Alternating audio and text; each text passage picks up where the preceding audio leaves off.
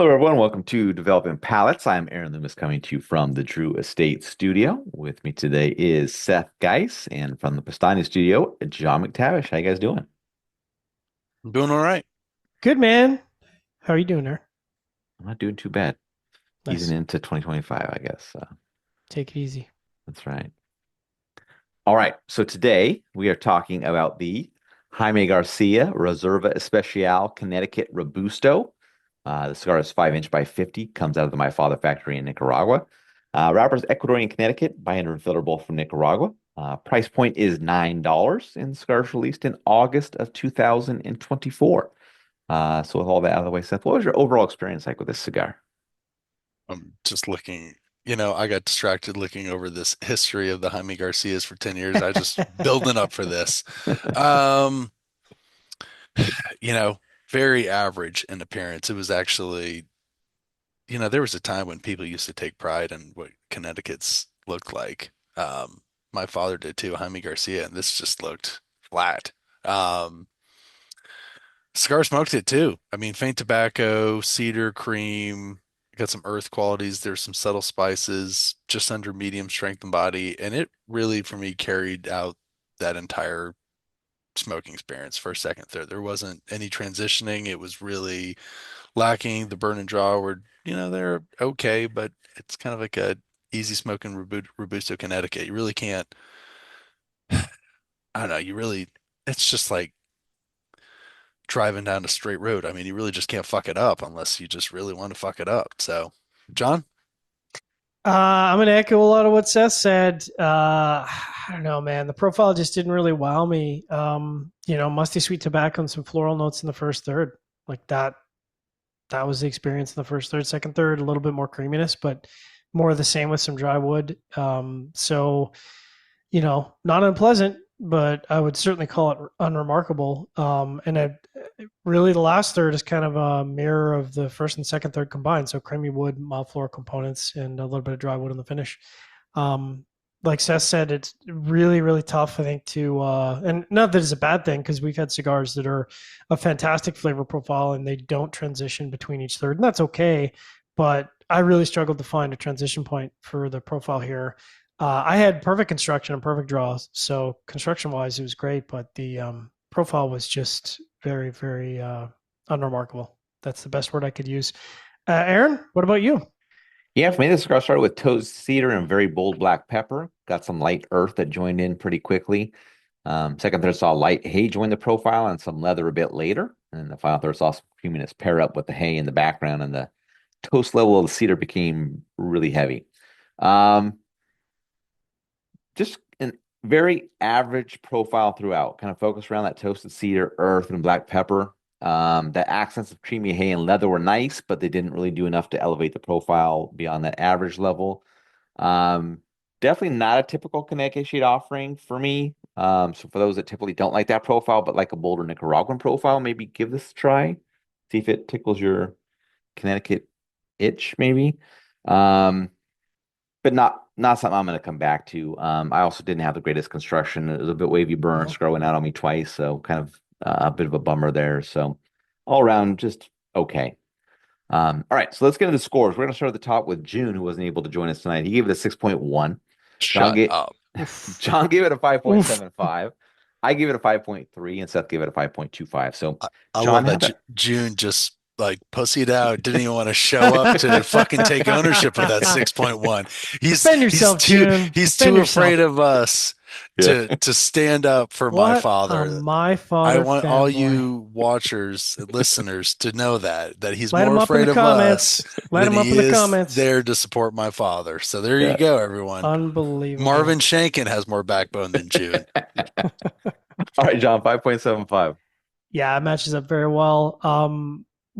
That, and we've said it before. I mean, in the 5 to 6 range is not bad, but it's not a cigar I'm going to seek out. And even if I was up with June at 6.1, coward, that is not a cigar I'm going to seek out. I think it really has to be above a 6.3 for me to be interested enough to say I'd actually go and buy this.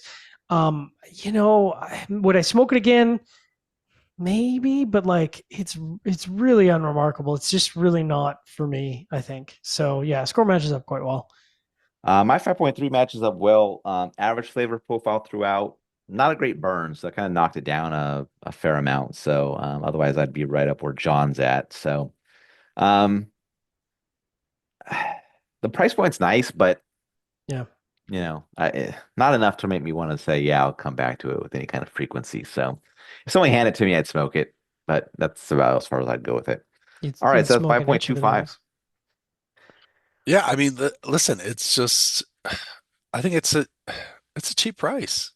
It's a really, it's too affordable. Well, I mean, I think it's actually affordable for what it is, but it's one of these things that I don't know. This was a company that they've had these Jaime Garcia limited editions and so forth, which are more expensive than this, and then they release this now, like 10 years later, at half the price. It's just, it's really lacking. It's one of these things. It's not a great. I would say, yeah, it's probably average with some of a lot of the other Ecuadorian Connecticut with Nicaraguan blends. But I think if you look at like from a my father perspective, you could say this is pretty subpar. So, Yeah.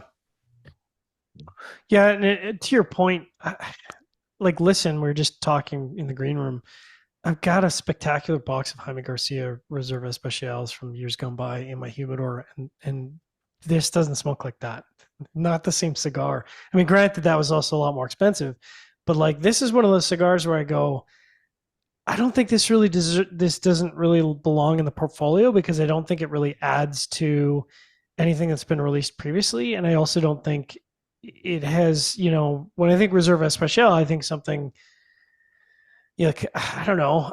What's the Flores wrapper that you hate, Aaron? The Desflorado wrapper.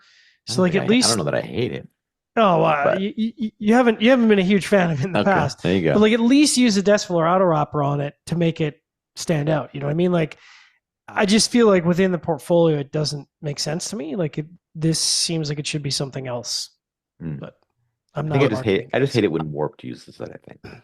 Oh, fair enough. Fair enough. speaking of warped, I was looking at the Gelisanter just because I was like, hey, look at this. So I gave the Gelisanter a 5.3 and I gave this a 5.25. The Gelisanter's $15. Yeah. I would pick this up. Ooh. I would pick this up over the Gelisanter. Yeah. Yeah, look, There you here's the go. thing. That's what we're talking about here, people. It's Here's like here's the thing. this is the Connecticut you're looking for. Spend under $10, which is why, I think we just talked about a Macalif Red for what, $7? Yeah. Yeah. This is where we're going. The thing is, Seth, 3 years ago, $9 for Connecticut would have been a little wackadoodle. Like, You say if it's an 3 years Ecuadorian ago? Connecticut, maybe 4 years ago. Yeah. Yeah. If it's an Okay. Ecuadorian Connecticut, that's not like I don't mean to bag on them for the price, but like that's not a good price. That's a normal average price. A good price for this would be $6 or 6.50, and you're not gonna get this for 6.50. So like I'm okay paying $9 for something that's a 6.3, 6.4. I don't know that I'm okay paying $9 for something that's a 5.75 or a 5.5. You know what I mean? Like, Oh yeah. yeah, It's the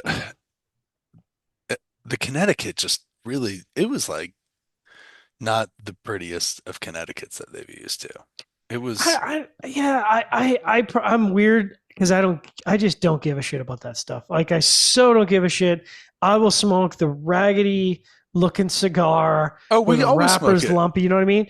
But like, I don't. I know like I'm a weird outlier because customers definitely care about that. People I think with 100% care I about think that. with Connecticut's it means something. To me, Yeah, it yeah, yeah, means something with Connecticut's. But I yeah, know what you're saying. Like there's so many times where we smoke cigars where wrappers are ugly and the yeah. cigar smokes great. And the cigar Yeah. smells great.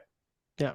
It's just, So I don't with know. Connecticut's, I think there's something where I don't know, I just want a little It's bit got to have of that sheen. It's got to be silky just have a smooth. nice or just a really good color to it. This is just Yeah. like Yeah. dried tobacco. All right. Bit of a miss. Wherever you catch this video, be sure to like and subscribe and check out the full written review on the website, developingpalace.com. Follow us on all the social media channels, and you can catch all of our review recaps on podcasts, iTunes, Google Play, and Podbean. Thank you for tuning in. We will catch you on the next one. Especial?